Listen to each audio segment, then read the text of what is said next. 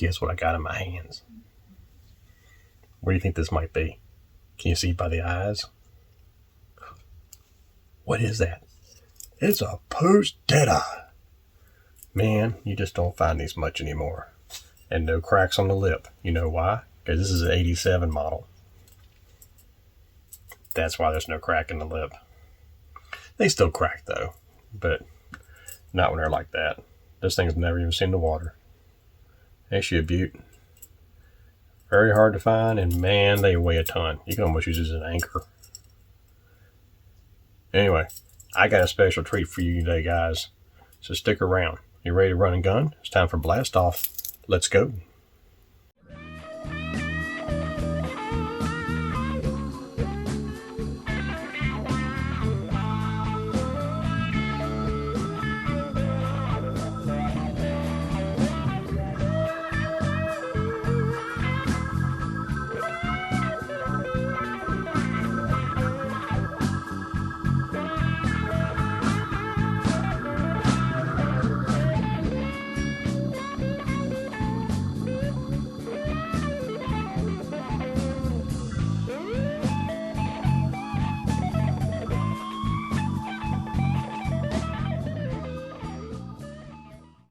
Hey guys, Todd here. Welcome back to Bassin 101. I got a request from somebody a while back, and I've actually had some feedback from some other people about a certain topic that not a lot of people really know much about because, you know, it's kind of a lost art, and that's reading water. You know, a lot of people just don't really have the knowledge of doing that because a lot of them too busy staring at a TV monitor on the front deck of their boat trying to fish, rather than looking ahead as you're driving towards somewhere or as you're going down a bank or something like that, and you happen to see changes on the bank, or you see points sticking out, or things like that, or even on a river. How do you know where the deeper water is on a river? So I've gotten some ideas from people on, you know, certain topics. I'm going to try to keep this short the best I can, rather than having to bore you guys through a bunch of stuff. But I'm going to do pictures, stuff I just kind of did real quick just to kind of give you an idea what's going on. And one thing I want to stress heavily on reading water is you need to know the difference between structure and cover. I see so many people get this crisscrossed. Even the pros get this crisscrossed. And I'm kind of like, don't you know which one it is? Quit calling a dock structure. It's not structure. Structure, basically, is bottom change. Whether it's a creek channel, whether it's a drop-off, whether you have a bunch of shallow water, all of a sudden there's a divot in the shallow water, that's structure. That's bottom change. Any type of sudden bottom composition change. I mean, you know, if you're fishing 10 foot all day long and all of a sudden you realize that you just dropped off in 20, 25 feet of water, hey, there's a ledge. And bass use that.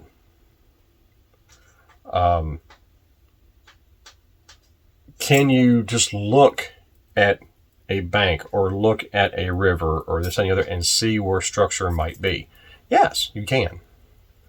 Every lake's going to have its own thing, so I can kind of give you an idea what's going on, but no two lakes are going to be the same. No two rivers are going to be the same. Okay, it just all depends on what you fish. Now, the next thing is cover. Now, cover, you know, we're talking, rocks, trees, brush piles, docks, pads, grass lines, brush piles. That's cover, not structure. Okay? If you have the cover on structure, on a bottom change, that's even better. That's bonus. Okay? So we're going to go over this. Now, the very first thing I want to hit on is river systems. And basically, a river, as it winds back and forth, That's going to be pretty easy to figure out where your deeper and your shallower water is. And it doesn't have to turn very much. It can just barely turn. Kind of goes for a while, barely turn over again. It doesn't have to have anything visually cattywampus. It can just be almost just barely a gradual curve, and there will still be deep sections and shallow sections. The outside of your bends, that's going to be your deeper water because that's where the current gets forced, especially when it floods. The inside bend is going to be your shallower water. Now, what I did here is I used the darker blue to show you where the deeper water is and the lighter blue to show you where shallower water is along the channel as the current flows through it. So that kind of gives you an idea. So sometimes bass will use the shallow section. Sometimes most of the time they'll use the deeper section. But just keep in mind, some shallow sections might just be silt. Not really a lot of sand or hard bottom right there. Okay, it just depends. Like I said, every system is different. So that's just something you're just going to have to kind of figure out on your own. And sometimes you'll see cover on those shallower sections. And sometimes bass use that. Certain times of the year or certain times of the day. And they'll go right back across the channel and go back to the deeper water. So you don't know that until you kind of fish them around a little bit. Another one is the what I have right here behind the house. As soon as you come off the main rapids, on the left-hand side of the picture there, as soon as you come off the main rapids, that sucker kind of makes a very hard dog leg to the right. And you'll see on, on the left-hand side of the inset, there's a huge shallow bar right there because the water goes around that and washes in that shallow bar. Now you would think as that water hits that wall, because it's a rock wall right there, you would think when it hits that wall, it would just dig a tremendously deep gullet in there. No, unfortunately it doesn't. Anytime that you have a sharp bend like that in a river, that's mostly going to be silted up. And that water right there at that base, there's a bunch of trees sitting in that water. You're thinking, oh man, this is really good. It's not even a foot deep. And, you know, they'll use that, but I've never caught any bass off of it. So apparently to me it's too silted and they really can't use it that much. But the advantage to that whole section through there, because most rivers will do this, everything's solid rock. It just doesn't have any time for sediment to sit in there. So it's solid rock all the way around that whole entire turn, except for the two places with their sediment. And it's a great place. It averages about 5 feet, 4 to 5 feet deep. That's about what it averages. And it's an awesome place to fish. And that's at the very upper end of the river. Usually if I want to do a down current drift, that's usually what I'll do is I'll start right there in that pocket. I'll fish the rapid and just kind of float my way around and just come on back down the river, back to where I put in at. It's a really cool place to fish. And my biggest out of that, in that set of rapids in water about this deep, was almost 4-pound smallmouth. And I've caught several in the 2 and 3 pound range out of that too. So they use it. So don't think just because water's that deep that you're not going to catch something. I mean, sometimes when the water's down, you'll even see rocks sticking out of the water, and the water ain't but that deep. But you'll catch one. I promise you. Especially if you go with the current. Always go with the current. Don't throw down current and try to pull it back through the rapids. That's not a natural presentation. So don't do that. Now, the next one, we're going to kind of hit docks on this one. And it's kind of a cartoonish kind of drawing, but there's 3 docks that you see in this layout right here. On the back side of the docks, you'll see a lot of grass. Now, the one on the furthest right, you'll see in dark blue, you'll see the channel coming through there. The channel goes against that one dock and skirts in close to the bank. And you'll see rock. All of a sudden, there's just rock going all the way down that bank.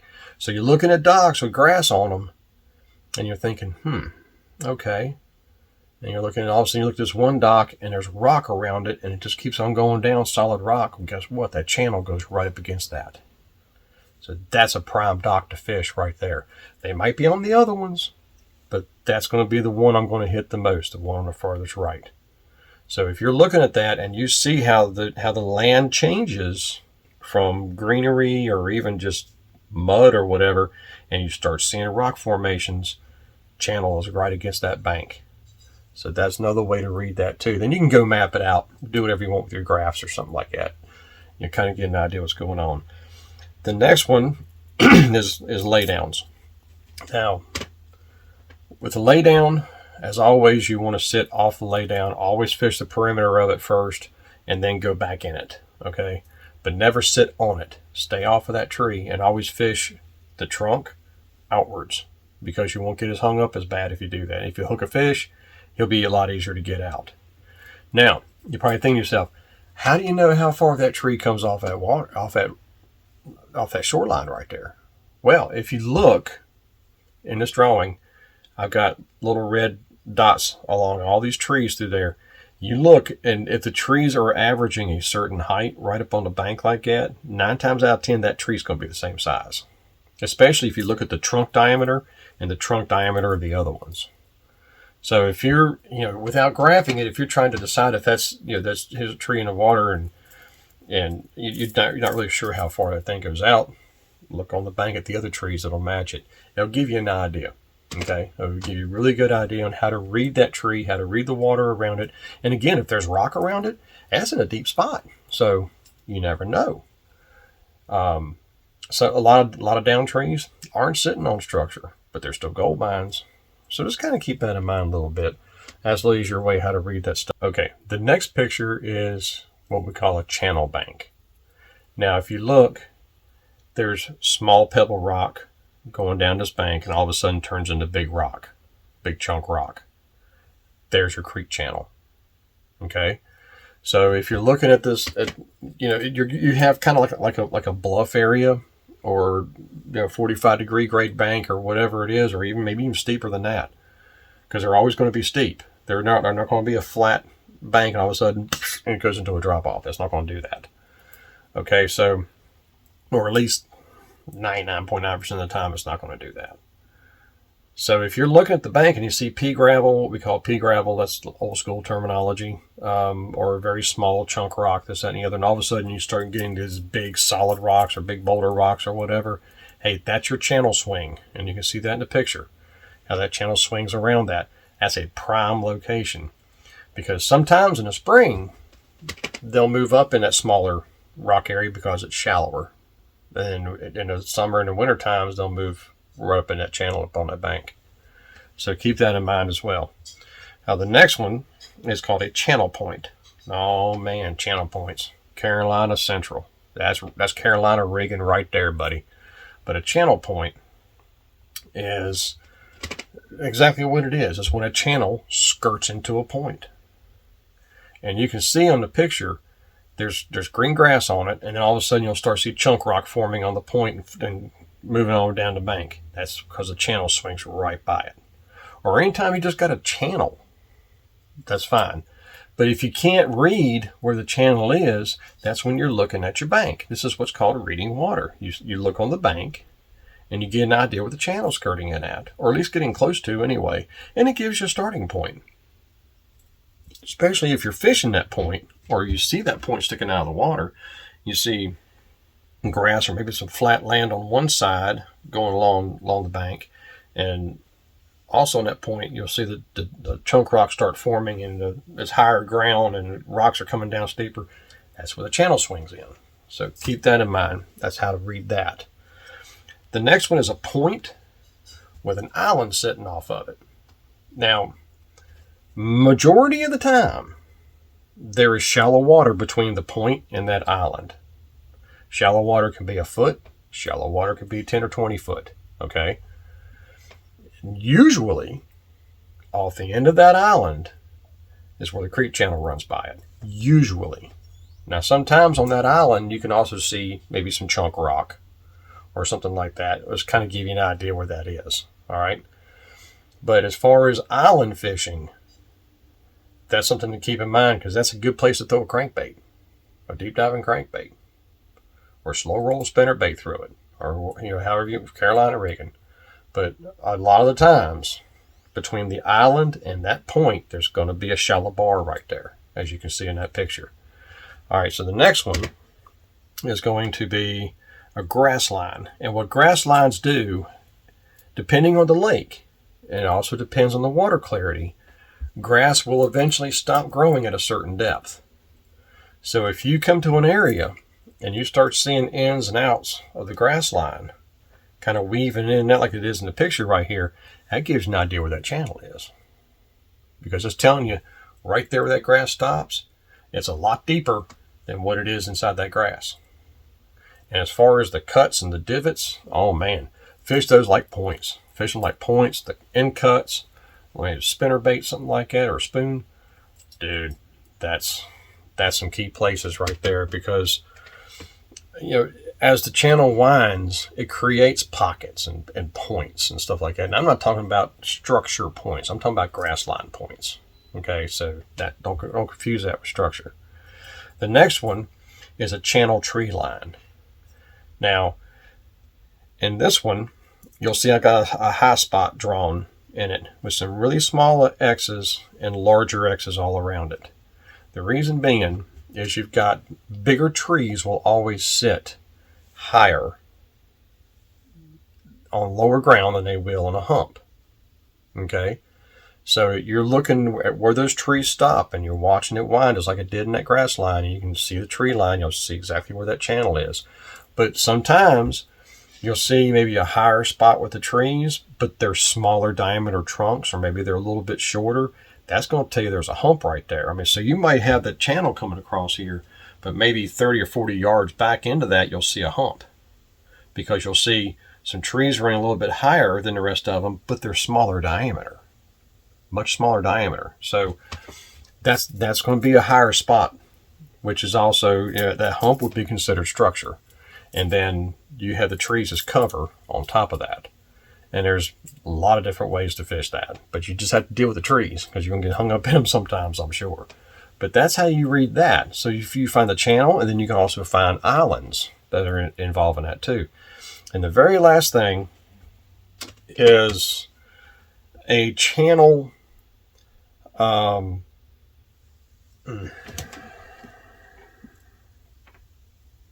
Okay.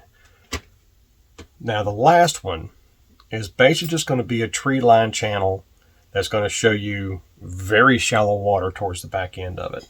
And you can see I've got the smaller trees all up along the shallow water.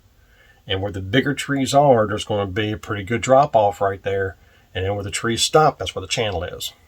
So you basically have shallow water, drops off into the bigger trees, basically a ledge, and then it drops off into the channel where the trees stop. So that's something you have to look for too. Now, it's not as easy to determine as you're looking at it, because you have to really kind of look at the size of trunks and everything else, but you can kind of get an idea. And the layout of the land at the bank will also help you with that too. If it's a steep bank, you're not going to have as many of those small trees right there, okay? But if you have a very flat kind of bank, and you see all these trees that have smaller diameters to them, and all of a sudden you see a row of the bigger trees, there's a ledge right there, 9 times out of 10, and then where the tree line stops, there's a channel right there, okay? So that's how you read that. Now there's other different ways of looking at things. I mean, my way isn't gold, so I'm just trying to give you some ideas and some help with it. Like I said, I've received a lot of messages from guys that says, man, I'd like to see what I'm doing about reading water. And I'm just trying to make it simple for you. But, this is a topic that unfortunately doesn't get discussed much anymore. Now you go into the old articles from Bassmaster from the 80s and through the early 90s or whatever, you'll see guys talking about reading water. Or if you see some of the old videos, you'll see some guys talking about reading water. That's what they're doing. They're reading the water, okay? And they're using banks and cover and everything to kind of help orient everything. And then the rock is kind of a dead giveaway right there, okay? So I hope that helps you out a little bit. I said I tried to keep this as short as I could, but I want to make sure I hit everything, explain it as best I could, and as simple as I could. And I'm about ready to hook myself. So I hope this helps you out, guys. Make sure you click to subscribe, Hit the bell icon for new videos coming up. Tell your buddies about the channel. We're slowly growing little bit by little bit, and I'm still receiving a lot of messages and a lot of emails, stuff like that from you guys. Love hearing from you guys. Love talking back and forth with you too. I love doing that. And it's just, I love talking fishing. It's really fun to talk to everybody like that. So until next time, guys, tight lines to everybody. May the Father bless you and keep you in Yeshua's name. And as always, fish on.